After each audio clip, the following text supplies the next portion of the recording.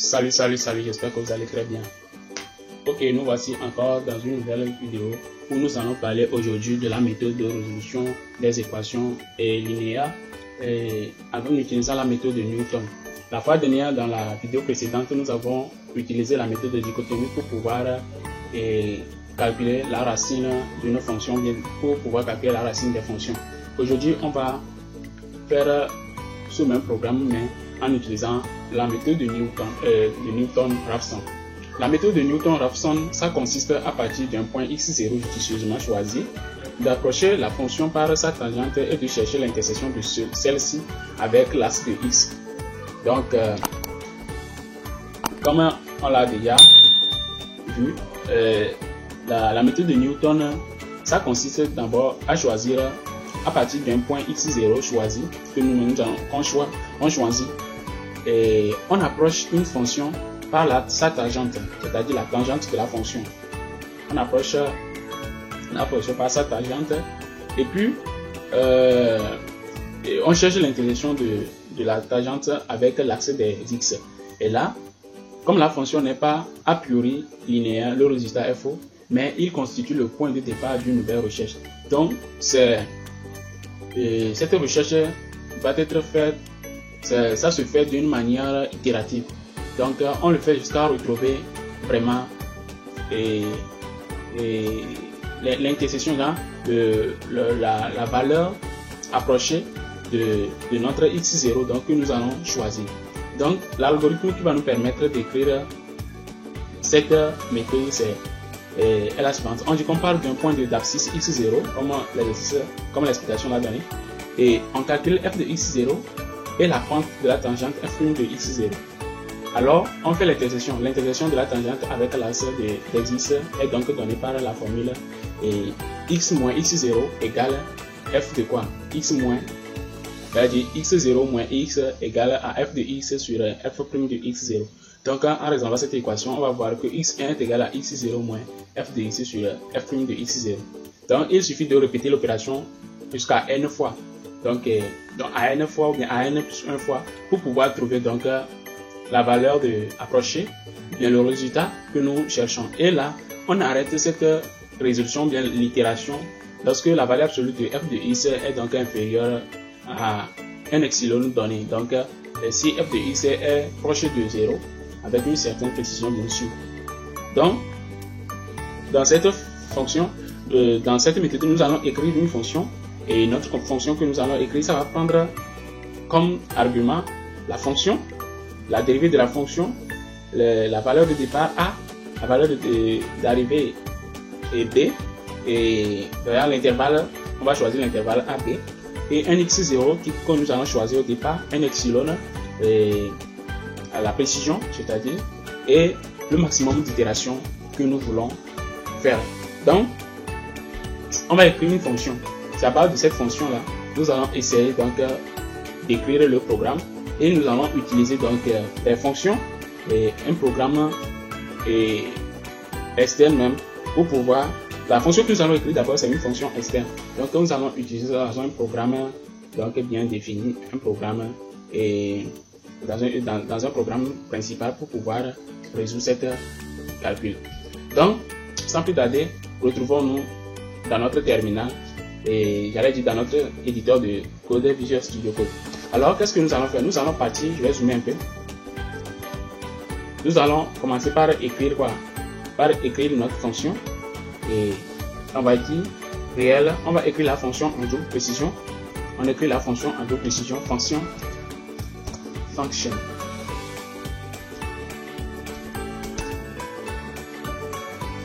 On va nommer ça Newton Raphson. Et là, ça va prendre l'argument, notre fonction, la dérivée première de la fonction, l'intervalle commençant par A, terminé à B, notre x0, notre epsilon et donc notre maximum d'itération. Et là, nous avons fini de déclarer. Donc d'écrire, d'initier la fonction. Donc on va fermer ça, end function de fonction. Non, de fonction. C'est une fonction, le nom de la fonction qui est Newton-Raphson.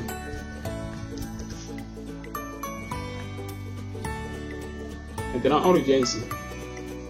On revient là.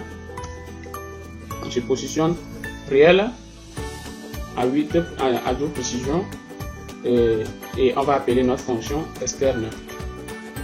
La fonction que nous allons ici étudier, c'est une fonction externe, donc qui est donc notre fonction et la dérivée première de notre fonction. Ensuite, on va initier réel. On va initier A, B, x0 et epsilon. Et ensuite, x, f de x, d de f de x et x1. Ensuite, on va définir donc notre intégral qui est donc le maximum d'itération et le i qui va nous permettre d'itérer. Donc, avec ça, maintenant on va définir un point. Le point de départ là, c'est ça qui est le x0. Donc c'est x0. On affecte x0 à x1 au départ. Et là, f de x c'est la fonction f de x et d de f de x est égal à quoi? C'est la dérivée première de x, la dérivée première de la fonction. Et avec ça, nous avons initié la valeur. Donc, comme nous avons fini d'initier la valeur, on va maintenant passer à l'itération. On va itérer notre i, on va faire varier notre i de quoi? De 1 au maximum d'itération. Au maximum d'itération, donc à part de 1. Et là, à ce niveau, on va calculer x. Le x qui est donc x0. Notre x0 qui est donc x1. Donc moins quoi? F de x sur dérivée de f de x. Ça fait cette expression là. Oui. Donc ça fait x. Ça fait x1 moins. Le x1 c'est x0 au départ. Et dans l'itération, quand il va venir, il va prendre la valeur de x0. Et après les itérations, on va donc changer la valeur de x1 en fonction des itérations. Donc, ensuite, il recalcule f de x, qui est donc f de x. Après, il calcule encore la dérivée de la fonction. Donc, il y a la dérivée première de la fonction de x. Ensuite, on va donc apporter les modifications, bien les conditions à suivre. La première condition, c'est si la valeur absolue,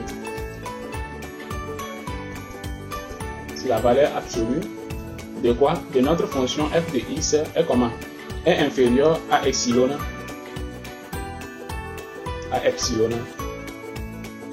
Alors, on lui demande de faire quoi? On lui demande de s'arrêter. Pas stop, mais de quitter. Et là, en ce moment, on va changer la valeur de quoi? On va changer la valeur de x1 à x. Donc maintenant, la valeur de x1 va reprendre la valeur de x. Et en ce moment, il va recommencer donc le calcul proprement dit. Ou bien, si notre dérivée première, notre dérivée d de f de x est comment? Si c'est égal à 0, donc en double précision, si cela est égal à 0, then quoi? Then il va nous afficher un message, il n'a qu'à nous afficher ce message print,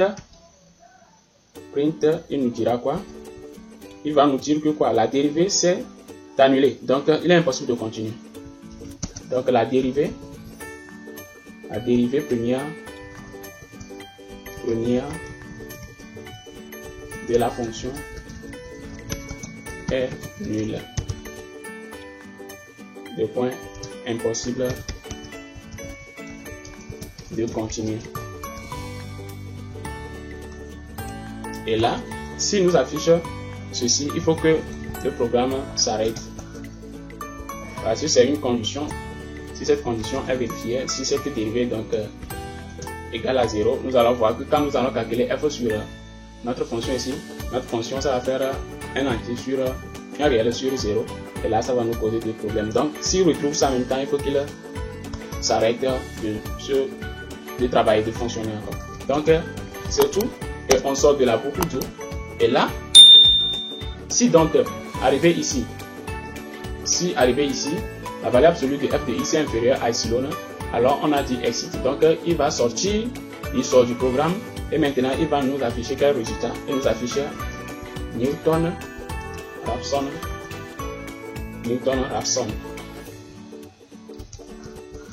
égale à quoi? Égale à x. Donc le x il va calculer ici, c'est ça qui serait donc le résultat. Au cas où ceci n'est pas vérifié, alors il va redonner la valeur de x à x1 et refaire le calcul jusqu'à ce que cette condition ici soit vérifiée. Et si c'est vérifié, alors il sort et nous affiche donc le résultat que nous allons stocker donc dans notre fonction Newton Raphson. Alors, pour cela, nous avons fini d'écrire donc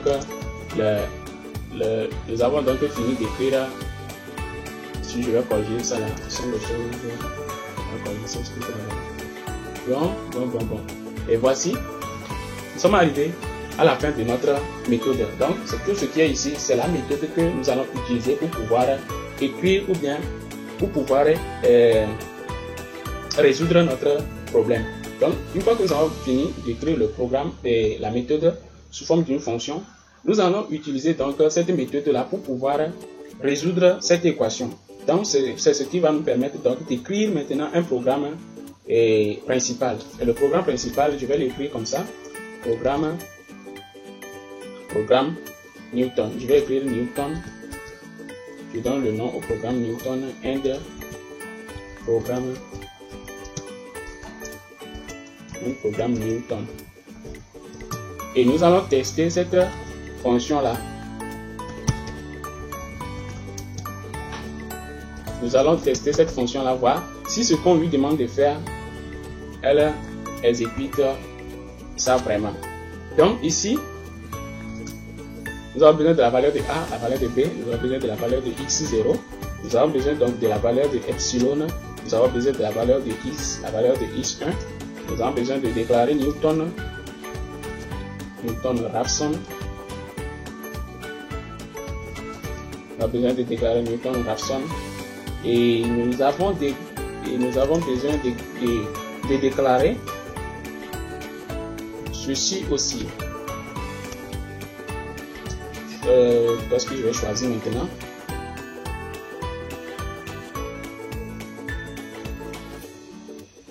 On va utiliser quelle fonction? On va utiliser la fonction ln. On va utiliser la fonction ln pour voir si ça peut nous aider. Ou bien pour éviter, bon, on va utiliser pour ln. Donc, ce que je vais faire, je vais déclarer la dérivée de, je vais écrire d1 de ln. Donc, c'est la dérivée première de la fonction ln. Je vais déclarer ça. Et puis, je vais déclarer pi, je vais déclarer a, je vais déclarer b, je vais déclarer donc résultat.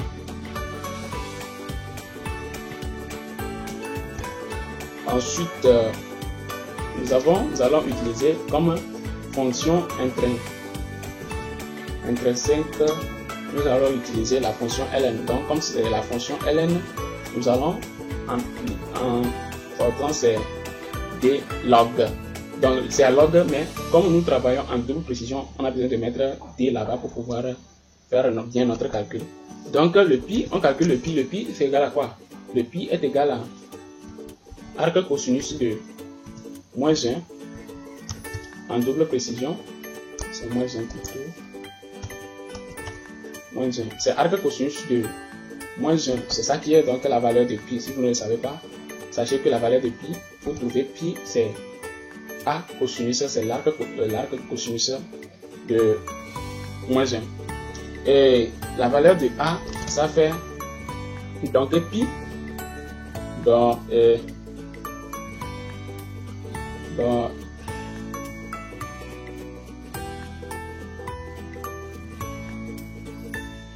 Ok, la valeur de A, on prend 0,5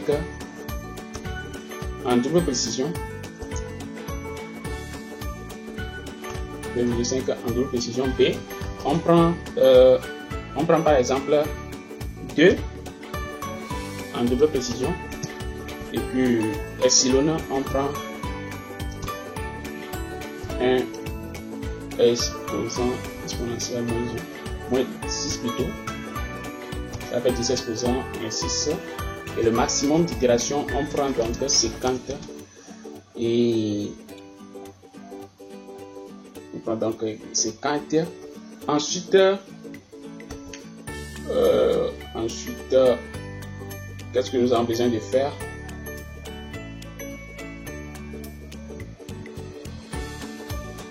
Donc, j'espère qu'on a tous les données. On a donc A, on a B, on a epsilon, on a un maximum d'itération.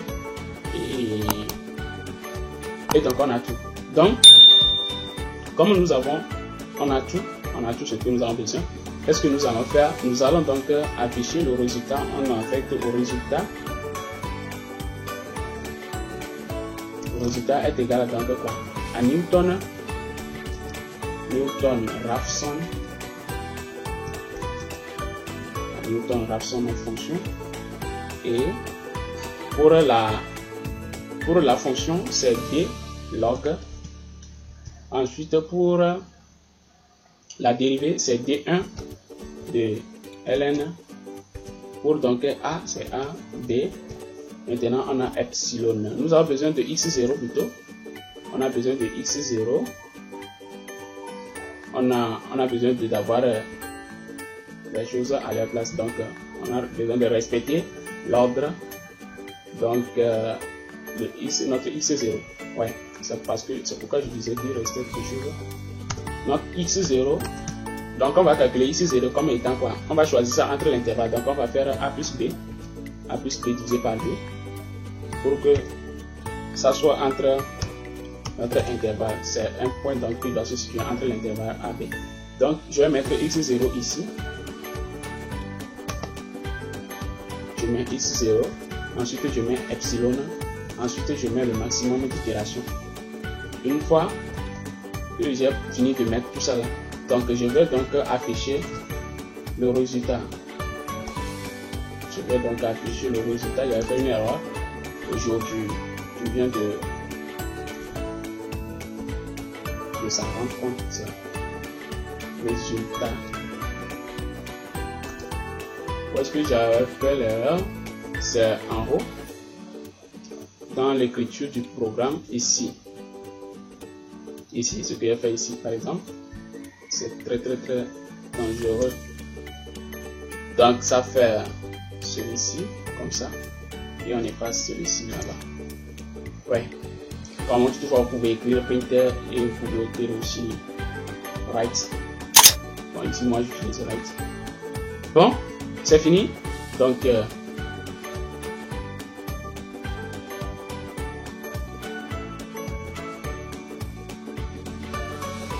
c'est fini. Donc,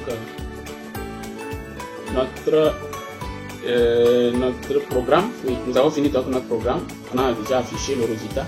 Donc, qu'est-ce que nous avons besoin d'écrire? Nous avons besoin d'écrire encore une petite fonction qui doit être une fonction externe. Donc, que nous allons créer pour notre dérivée, la dérivée de la fonction ln. Donc, je note ça d1 ln qui prend comme argument x, et là, je note réel en double précision. Je note intense, ça veut dire que la valeur de x, c'est ça qui sort, c'est entrée plutôt, et le d de ln, le d1 de ln, la dérivée de la fonction ln, c'est quoi? C'est 1 sur quoi? Sur x. C'est 1 sur x, donc c'est la dérivée de la fonction.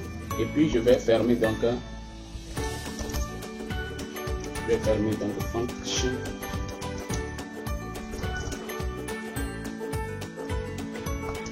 end function d1 ln. Une fois que je finis ça là, alors j'ai tout ce qui est que je dois avoir pour pouvoir donc accomplir mon code. Et là, je vais dézoomer. Je dézoome et on va essayer de compiler ensemble pour pouvoir voir notre résultat.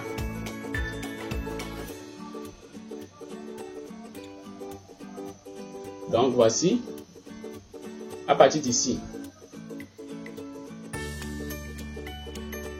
jusqu'ici, c'est donc notre méthode écrite en fonction.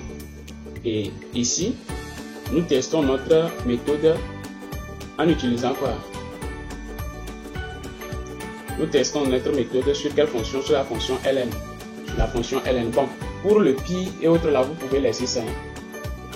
Vous pouvez laisser ça. On peut effacer ça. Et ça, on l'utilise au cas où vous avez besoin d'écrire, par exemple, de tester la fonction pour les fonctions, sur les fonctions de sinus, cosinus et autres. Donc, nous avons besoin obligatoirement de pi. Et là, c'est sous cette forme, il faut aussi le déclarer. Donc, nous avons dans notre programme principal qui va nous permettre d'utiliser la méthode, la fonction de Newton, en utilisant cette méthode pour appliquer à la fonction ln. Et nous avons aussi besoin d'une fonction externe, une petite fonction externe qui est donc qui va prendre en fonction la dérivée de la fonction ln. Et là, quand nous avons fini d'écrire, on va essayer de venir ici et compiler notre code.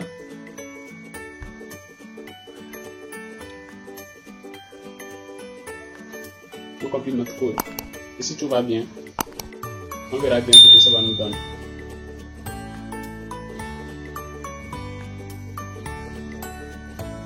Nous avons vu maintenant que notre code s'est compilé. Nous avons vu des erreurs. Alors ces erreurs, nous allons aller les corriger parce que c'est évident que nous ayons trouvé des erreurs. Donc, qu'est-ce qu'il nous dit? On dit que le symbole A at one already has basic type of real. Donc c'est à 30, position 30. Donc c'est ici. Donc nous avons déclaré A et B deux fois. Donc ce que nous avons besoin de faire, c'est d'effacer A et B. Ensuite, on dit que D1 ln has not implicit type. D1 ln has not implicit type. C'est comme si on nous parle de ça, là, ça veut dire que nous n'avons pas déclaré D1 ln. Or, DLN c'est déclaré là-bas. On parle de la position 40. Donc on va au niveau de la position 40. On a D1 ln. Et pourquoi on nous dit? Alors ce que j'ai besoin de faire, c'est que j'ai corrigé A. Donc ça peut aussi entraîner. Donc on va recompiler notre code voir.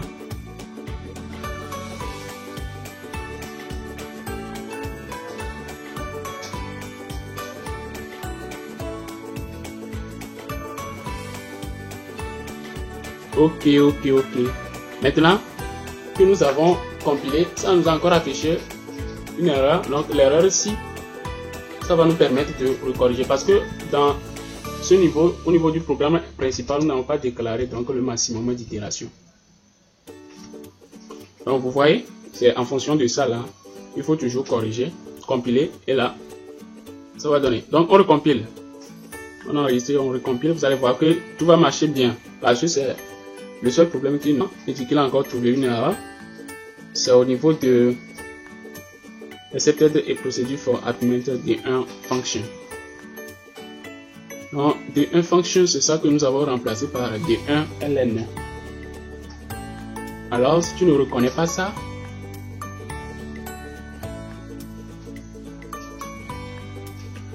donc pour ce faire, je vais essayer de faire ceci, voir si ça peut aller.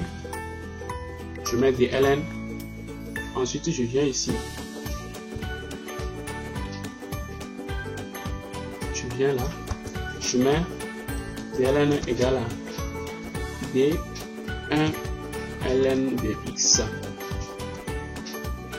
Alors, avec ça, je vais voir si ça peut marcher maintenant.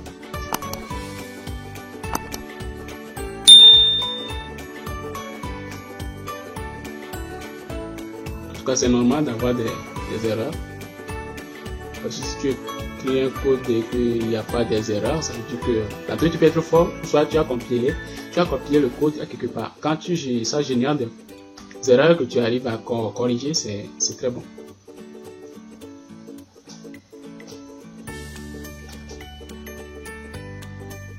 Eh bien, vous allez voir que notre code s'est bien compilé. Ici, ça veut dire qu'on n'a pas fait appel à la fonction de la dérivée de la fonction dans le programme principal. C'est pourquoi ça nous a géré cette erreur qui est à la 41e ligne.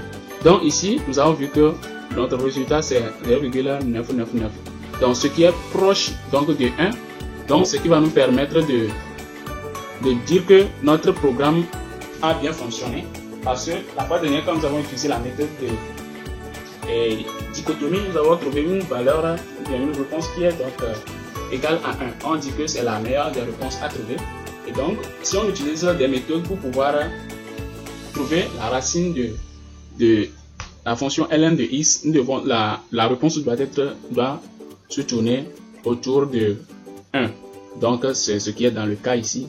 Et là, ça veut dire que nous avons bien manipulé notre programme, nous avons bien écrit la fonction, la méthode et nous avons suivi les étapes pour pouvoir arriver à la fin. Donc, tu peux essayer en changeant donc la fonction, par exemple par la fonction ln et par la fonction sinus.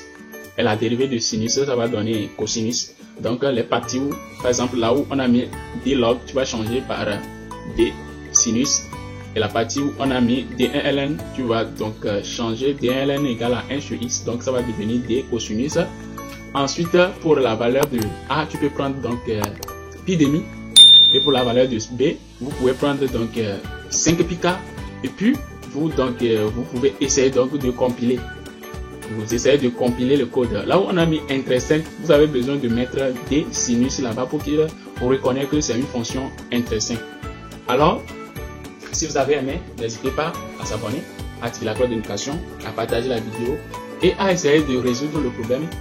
Et en changeant donc les fonctions pour pouvoir donc trouver la valeur de sinus. Par exemple, si vous utilisez par exemple sinus comme la fonction sinus x, vous pouvez donc trouver une valeur qui va tourner autour de pi. Donc si votre valeur ne tourne pas autour de 3,14, alors ça veut dire que c'est faux. Et là vous devez donc ajuster, vous devez donc essayer de revoir le code. Donc pour cela, je vous dis à bientôt.